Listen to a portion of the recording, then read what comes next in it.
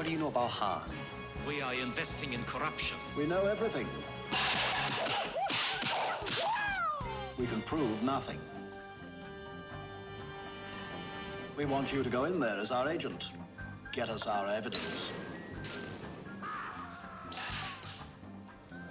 This is where you'll be going. An island fortress, really.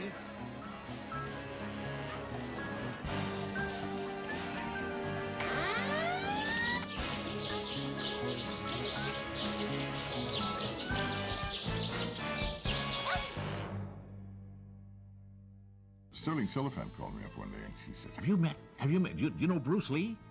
I said, who? No, I don't know. Well, he's the greatest there is. Absolutely greatest instructor. He's brilliant. You got to meet him. I said, oh, well, yeah, sure, okay, I'll meet him, you know. We were just getting started and having been executives at Warner Brothers. And Sterling Silliphant and James Coburn came to us with a script called The Silent Flute that Sterling had written for Bruce to star in. And then Bruce and I became great friends. I mean, we went out, we went to dinner, we talked about martial arts. He showed me some of the films, and I got very interested in the Chinese fighting thing, which never came over to America. And we couldn't get anybody at Warner's interested in doing it. Nobody was interested, really, in a Chinese lead. And he was really anxious to become an American television star. He wanted to be a star. I mean, he was just driven to that stardom. I said, there is no way, Bruce, that you're going to ever get to really be seen here in America unless you have a piece of film. And it's not just the Green Hornet, that's television. Bruce was too much for television. I mean, he was bigger than television. So when Raymond Chow offered him the, I think it was The Big Boss, it was called, the first one, he said, well, I'm getting a little bit. I said, take it. And he went back to Hong Kong because he didn't get the role in Kung Fu. After Bruce went back to Hong Kong, he became miraculously successful. I mean, he became like the Beatles, that overnight hit in the Far East. He'd never achieved that before in any time. It was on television where I guess they had a group of martial artists, and they were all breaking ice and bricks with their heads and with their elbows and everything, and they asked Bruce, who was sitting there looking askance at all of that, and said, well, what do you think about all of this? Well, I think that he can break ice with his elbow, or that he can break bricks. What does that have to do with anything? That doesn't have, well, okay, Mr. Smartass, let's see what you can do. And he says, no, I don't do any demonstrations. And everybody in the audience went, rah, rah, rah, rah. And so he says, okay, just wrap up 3 of those square boards, foot wide, and put some tape on them. And so he held it out there, and he dropped it and side-kicked it, and it shattered. It just blew. It went up in the lights, and the lights went pow, pow, pow. And Bruce was he said, I was so shocked because he'd never done that thing before. It was just something that came to his mind. Pow! He acted his way back to his chair like nothing had happened. I mean, after that, of course, Run Run Shaw and Raymond Chow and everybody started vying for his attention. Bruce and I spent a lot of time, went out. Bruce was interested in the project, there was no question. Raymond, on the other hand, was soft. And why was Raymond soft? Because he was making so much money on the pictures, he still wanted to have complete control and everything. So Raymond said, well, it's a shame it's not going to work. So we'll have dinner tonight. And so we went out to a Japanese restaurant, and we sat down for dinner, and as we're going through the meal, I said, Bruce, I'm leaving tomorrow. He said, why? I said, well, it's obvious that Raymond doesn't want you to be an international star. He understands that you're great as a local chop sake guy, but Raymond doesn't. And he turned around to Raymond and said, make the deal. At which point, the next day, Raymond made the deal. We have found this young writer who had no real credits, but it's somebody that I had an eye on for a while. And then, Paul, you got this cockamamie writer who I had never heard of, who you love, Michael Allen. You called me in and you said, we've got this wonderful, amazing guy named Bruce Lee. He makes movies in Hong Kong. You've never seen anything like it. Guess what? I want you to write a movie for him. And he came up and he turned out a wonderful first draft. It was wonderful because I didn't know anything about martial arts. I didn't know anything about Hong Kong, and I was learning along the way. We really blocked it out. It was so exciting, and I'll tell you the kind of energy we had on it. We did the first draft of the screenplay in 3 weeks, which is unheard of. It happened so quickly because I think that Bruce was getting so hot. And he'd gone back to Hong Kong, I think, in '71, and virtually in less than a year, he couldn't walk down the street. He was a major Asian star in Hong Kong. He knew that if he kept making Chinese chopsakis, he'd stay in China the rest of his life. And he was anxious to show Coburn and McQueen and all the rest that he was an international, star. We wanted to present him as this incredible force of nature. It was designed and executed for a particular star in a genre. And it had a real purity in that sense. But he needed to be one of three. He needed to be the coolest of three heroes. And we worked very hard, consciously creating an international kind of movie that would present Bruce properly. Well, when we got started, and there was very little time to do all these things, and the script had been sort of roughed in, and we knew a little bit about what we needed, we really needed to get some sets built if we were going to ever make the schedule. When I was a kid, I grew up with this comic strip called Terry and the Pirates. And Terry and the Pirates was about China and the Orient and the mystery and dragon ladies. It was high chroma, reds, blues, golds, and it just lent itself to this project so closely. Well, I brought in a sketch artist I knew named Dale Hennessy. Dale and I sat down and worked out the basic sets for the piece. The biggest one of all, the full studio-sized set, was the cave. Some of the prison areas where Bruce got caught in the cell and the doors clanging down. And then in the other studio, the banquet hall. These are large sets that need a lot of thought. We put together enough material for me to bring over to Hong Kong and turn over to the Chinese designers. And they in turn took it and interpreted it, and I think did an outstanding job. I think what Bob Klaus, the director, and I tried to do was to take the magical element of Hong Kong and bring a photographic style to that. Sometimes you'd look down a hallway and not see anybody until they came into the light. And I remember Bob was very insistent that he wanted it to be absolute black and then come into the light. And lighting-wise, that's kind of a challenge. Rather than light the whole cave, we used pools of lighting to try to make it very dramatic. We used smoke to sort of haze it out. Bob did this very neat shot from up above, and looking at it, it was kind of blah. It was just a bunch of people walking around on there. So someone had the idea to get like 100 bird cages. So we'd shoot through the bird cages, so you couldn't really see what was going on. You didn't really know who these people were, what was going to happen. So what we try to do, lighting-wise, is to add to that, to make it dramatic, to make it exotic. Freddie and I talked about this at length, and the big problem is how do you have a film loaded with action in a contemporary situation where the hero has no guns? Now, why doesn't somebody pull off 45 and bang, settle it? No guns. Han would never allow guns on the island anyway. He had a bad experience with them once, and he's fearful of assassination. Can't really blame him. Any bloody fool can pull a trigger.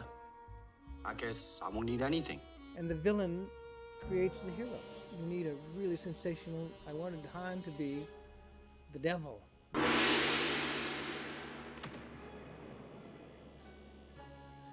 Gentlemen, welcome. You honor our island. But the devil who believed in something and was dedicated to it, which is the worst kind of villain. We create ourselves through long years of rigorous training, sacrifice, denial, pain. We put into work an idea, which we cleared with Dick Marr at first, of Hans Island. Hans Island never really existed. I mean, we needed to establish an island in the film. One of the actors was a pilot. We took off in his little single-engine plane, took the door off, I got my camera out, and we started taking pictures of islands, took pictures of mansions, and put them all together into one composite photograph that became the Hans Island of the film. The pilot of the plane was Roy Chow, who played the monk in the monastery at the opening. By the way, we shot that on a tennis court. Well, we found a series of step tennis courts that were just marvelous. But nobody notices. If you look closely in the film, you'll notice the lines on the greenery. We had to paint them all over with green. I mean, they don't look like tennis courts. They look like fields where a man like Han would be working with his army of martial artists. I was used to crews from Hollywood that were very experienced. And so the crew was like the equipment, taking a step back in time. The lab we used for developing the film was the filthiest place I've ever seen. Cobwebs hanging, dust inches thick. How we got a film that looks like the film we got out of there, I will never know. And the tools for lighting were very simple. In Hollywood, you had a lot of tools to control light. And over there, I think we had window screen, black paper, rope, and clothespin. I think the most difficult part of it was that we had come up with a very ambitious film, and we worked very hard to pull it off. The whole electrical crew didn't speak any English, and so I tried to get a communication going there. When we started, all we had was Chinese crews. So I got about 10 words of Chinese and wrote them on a little card, like turn the light on, turn the light off. The whole process was slower than we had hoped for. I mean, the biggest problem was communication. Obviously, my Chinese wasn't very accurate because most of the times when I would say something, they just thought it was the funniest thing in the world. As we went along, we learned about the crew, they learned about us, and we came up with a very positive way of making things work. But we had a very good time, and they were very hardworking. And once we actually started doing things where we would turn a light on and I would go over and show them what we wanted, they were very accommodating. The skill of the Chinese craftsmen working at things that they knew how to do was just outstanding. Bob had an idea for the island when we came there to sort of fill up the frame with a lot of flags. So we had some flags made, and then we needed some flagpoles. Well, there weren't any, so we had them made. I'll never cease to be amazed when this old man came in with a bag of plaster, some sticks and wire, and at the end of the day there'd be a 4-foot temple dragon or a 6-foot statue of a Chinese warrior. And they just did a wonderful job. I mean, the casting of the film was really kind of amazing. We selected John Saxon because we had heard that he was very interested in martial arts. The interest in karate was spreading all over the place. That was the reason why I decided to do it. I was surprised at how good he was. Yeah. Talking over how to do the scene in the golf course with Bob Klaus and Fred Weintraub, I felt I had to demonstrate to them what I meant.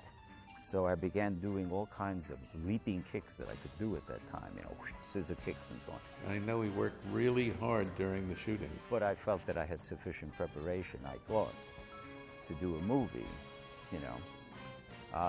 I was a little overestimation. Yeah, I think when he got to Hong Kong, he really saw these guys working, and he was working every day. It was, I think, about 8 days of continuous fight scene stuff. I got to tell you, but after those 8 days, I had had enough of doing a karate movie. I didn't want to do any more of these fight scenes. I thought, come on, give me back to something that is a drama, that is an internal thing, an emotional sort of situation. I was glad it was over in those 8 days, yeah. Bruce had a lot to say. He had a lot of recommendations in terms of the martial artists, and we kind of deferred to him in the final choice because he'd be the one to work with them in their martial arts areas. He had worked with most of these guys in America. Bob knew Bruce, I guess, from competition. Bruce's and my relationship was slow in developing. In a way, we kind of had a tease each other, almost to say smart aleck things to each other, kind of a relationship for quite a while. There's no question there was a competitiveness there. In the shooting of the film, when that accident with the broken glass happened, it got way blown out of proportion. We shot that scene several times, 8 times to be exact, the particular scene with the broken bottles. The problem was, believe it or not, a very simple thing. They didn't have breakaway glass in Hong Kong at that time. And then, rumors feed on themselves. They don't have to have a lot of substance. They used regular glass in all their movies. And so each time we'd shoot the scene, I'd have to break the real bottles. And Bruce instructed me to take the jagged edge of my right hand, which I had one in each hand, but lunge with the right hand at his right pec. And Bruce's words were, "Come at me as fast as you can." And Bruce insisted that the action be so realistic. And he wanted to get it perfect. Everything had to be perfect with Bruce. It was a fraction of an inch, and Bruce got cut. And it was lightning fast. I mean, I just lunged as fast as I could, and whap, it was over. And Bruce had his right hand up, and he started to spin. And as he spun, he jammed his fist into the glass. No, it truly was an accident. Truly an accident. We were both there on the set. I saw it. You know, I told him how sorry I was involved. He said, "It's not your fault. Just one of those things that happened." One of the most interesting things about the selection of the actors was how we finally got Jim Kelly. It was really a last-minute thing, because what had happened is we had another actor signed on to do it. 2 days before we were ready to leave, this martial artist actor decided he wasn't going to go. And so we had to find somebody else. We went to the studio and saw Jim working. Down Yeah, on Crenshaw, I think it was. yeah. And at night we went down there and we saw Jim Kelly working. He looked great. And 2 days later, He was on the he plane. was on the plane. You know what was going on, and it was fast. One of my most favorite players was Angela Mao, who played Bruce's sister. She was so petite, so darling, and what a martial artist. And we saw her in a film that she had played the lead in when we were in Hong Kong. And when she was presented to us, we flipped over. And she was so cooperative and such a good actress. Paul and I, we just saw this guy. He just looked so wonderful. And then he took his shirt off. You knew he had to be in the movie. Well, Peter Archer was in Hong Kong, I believe, at the time that we made the film. And that's where I came in. I was a local martial artist and a foreigner on the spot. But he was really quite good, and I loved the scene in the boat. There was a boat scene on a junk heading out of Aberdeen Harbour, and one of the things that this particular scene called for was for me to jump off the deck of the junk and into this little dinghy. I think I was out there on the boat at that time. Yeah, you were. I was were on out the there, boat. and Bruce was really pissed at him a little. Something had happened between the two of them. But I was being towed behind the junk at the end of a long rope. And he wasn't supposed to stay out there that long on the boat. And Bruce made the kids not bring him in so fast. And this chap on the bullhorn on the back of the junk was saying, "Pull on the rope, pull on the rope." Get mad. So I'm shaking my fist and pulling on the rope at the same time as the bow of the dinghy was disappearing under the waves. So. Whatever happened to the boy? Tong Wei, the boy who played the little boy from the monastery. Whatever happened to him? He's a director now. He's an important director in Hong Kong. 其實就係咁噶，因為我哋最初我嗰陣時做緊 stunt 嘅啦，咁有一個叫關正良師傅，咁佢哋話俾我聽，佢哋沙龍公司佢哋需要一個後生仔做一個咁樣嘅演員，咁就揾咗我去咯。咁我本身係 stunt 嚟，咁啊好細個咁做 stunt 咁樣去咯，咁試咗，咁俾個導演睇，咁導演 OK 咁做。We were all packing it in and going home, and Bruce, by that time, was so wound up he didn't want to quit. And he invented that little scene at the monastery. But I think after he saw some of the rushes of the film, he got real excited and went back and shot that. Yeah. For that one, he called Sammo Hung. Sammo was one of his old good friends. And then after he shoot get off that, halfway they stop. They stop. They shoot. And then they drag it. They find me. Then they call me. I want you to be in my movie. Fight with me. Then we rehearsal. We don't do anything. We just talking. Give me punch. And I punch you. Yeah, block you. Okay. Yeah. Ready to take action. We just one take. Okay. One take. Okay. Because we're fresh. We shoot only 1.5 days. One day whole day. The other day is for lunch. You know, they finish, then we're very funny, very happy. I'm very hurry. Okay, go. Take my passport, you know. Well, we saved the Dragon Lady for last, Anna Capri. And we're very fortunate because Anna took some home movies while she was making the film. Back in those days, I loved going on location, and I had told my agent that at that particular time I wanted to go anywhere on location because my mom had just passed away, and I was I would welcome the opportunity to work out of town.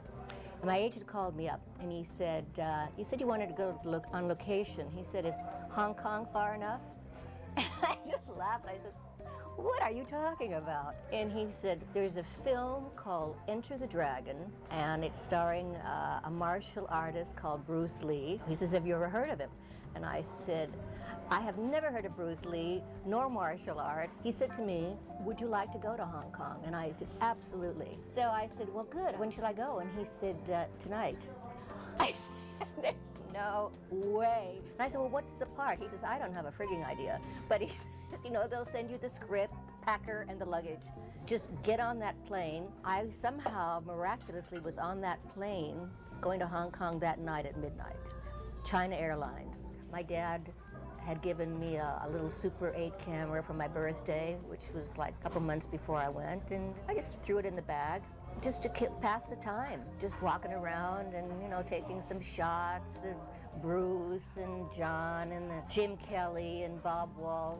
Of course, I'm sorry that I didn't have more. We just spliced 5 3-minute increments together so it would be easier to view, to show my friends. And like I said, it was just for fun. And it wasn't really from the beginning, middle, and end. It was mostly just, you know, where they were filming the tournament scenes. And when they first arrived, that was just down the steps from where we shot the tournament scenes. As a matter of fact, it's very interesting because I had been invited to a formal lunch at this rich palatial estate. It was on a Sunday afternoon, and I went, and the lunch was basically held on a boat, which was down the steps from this palace. I noticed that these yellow flags were flapping in the wind. I asked our host, I said, what are all those yellow flags doing there? And he said to me, tomorrow, some movie company is going to start shooting here for the next 2 to 3 weeks, and it's a film starring Bruce Lee. And I said, I can't believe that. I said, I'm the leading lady in that role, in that movie. And he said, you're kidding. I said, no. I said, and we're going to start shooting here tomorrow.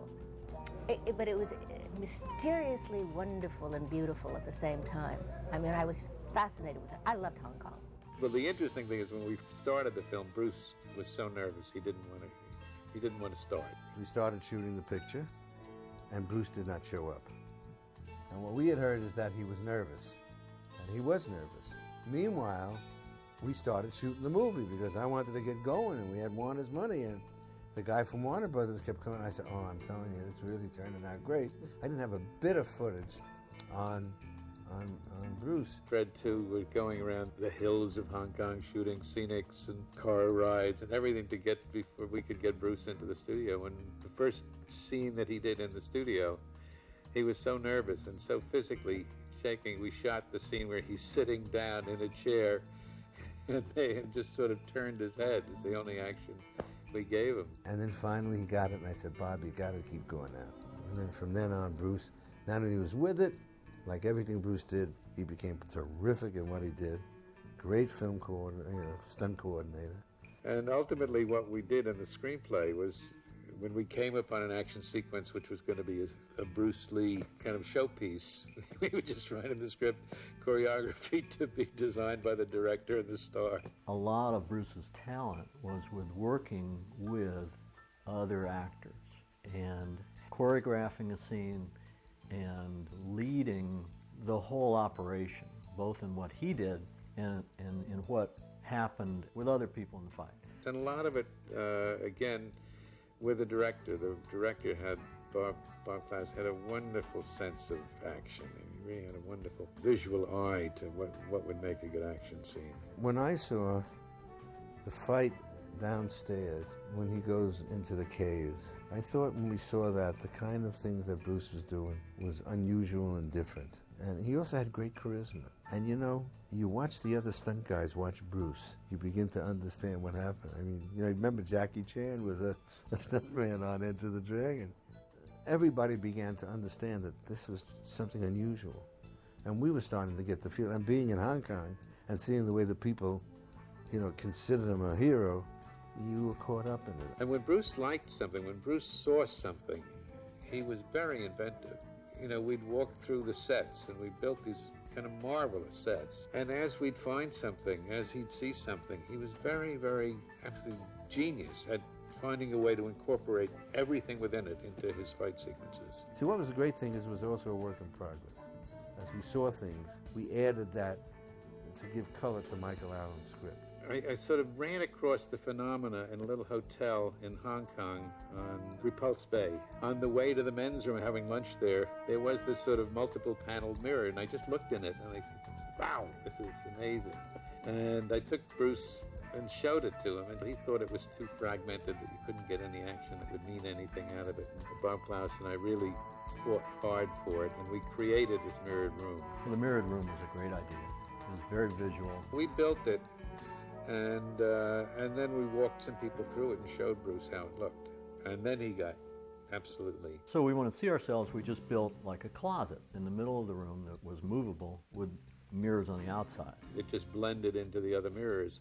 I remember that I would always have to touch, because if I'm looking at something, they might not be there. They might be over there. Each angle was so carefully laid out in terms of where people appeared and mirror images appeared. I mean, we'd be doing a shot of Chicane, and all of a sudden Bruce would appear in the back. And of course, that image was maybe 6 reflections. There was no place you could go that any reflection might not be seen. So I found that I could only be in there for a couple hours, and I'd have to go out and sit down and look at a wall in real dimension, because it's like there was a 4th dimension in there. Which was unbelievable to work in. All of a sudden, I get a call from Fred Whitelaw, one of the producers. He says, Bruce Lee is in town. He wants to have lunch with you. I wanted to meet him, but I didn't know what to talk to him. Well, Lalo had done that marvelous score for Mission Impossible. And then he said, the reason I wanted to meet you is that I practice in my dojo in Hong Kong with the rhythm of your music of Mission Impossible. He had the most unusual instruments. He found things that we used in Enter the Dragon that hadn't really been used much in orchestration. So I had to invent sounds based on instruments that they are accessible to the studio musicians that would sound like from the audience. We wanted it to be modern, but to have a little Chinese, but not have a Chinese score. And I accomplished that. That was a great satisfaction. Premiere at Grauman's was exciting and sad at the same moment. Of course, Bruce had passed away by then. Before the opening, we had a Chinese dragon race down Hollywood Boulevard. Hollywood Boulevard. You remember that? One dragon from San Francisco and one dragon from L.A. But it was all due to Bruce. I mean, you have to understand, everything emanated from the fact that we caught a star. And I don't mean star, movie star, I mean a comet. A comet, yeah, exactly. And it was a shame that he wasn't there at the opening to see it. The regret that I think we have at this moment is that Bob Klaus isn't here with us anymore to be part of this. Without Bob, I don't think Enter the Dragon would have been the film it is, and certainly would have been nothing without Bruce. Bob had a gentleness and an ability to see what Bruce could do.